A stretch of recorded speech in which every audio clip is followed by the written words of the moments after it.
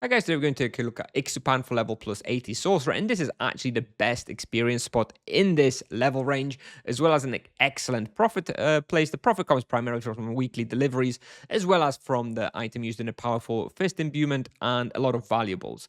The character I used in the video to get these results was level 95 with 66 magic level, and all the analyzers you can see are here. Now, this respawn is fairly difficult, but not like absurdly difficult, so you can definitely manage to hunt here. You just need to have as much physical protection as possible.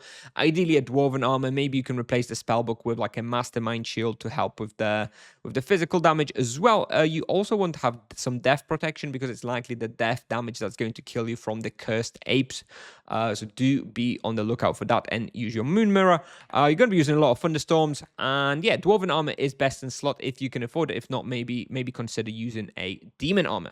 Moving on, you need to do Adventures of Galfin quest access. Takes about 15 minutes. You go to Roshamel, you go to Folder, you go to Oromond, you got the key, then you can enter the cave.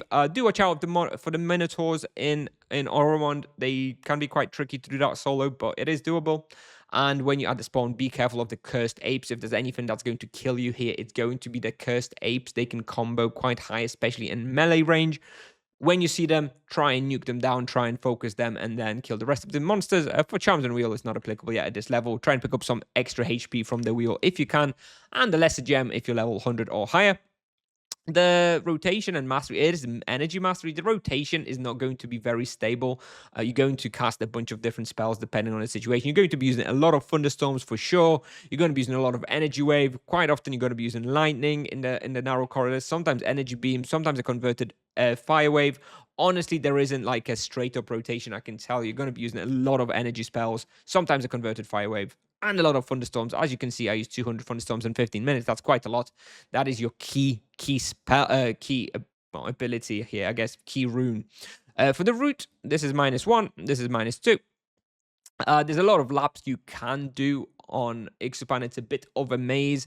I'll show you the lap that I do, though. First of all, it's important to avoid the fires that can spawn the 5 monsters. So I actually avoid this whole section here, not to trigger the spawn of like the 5 monsters at once, because you can't kill them anyways.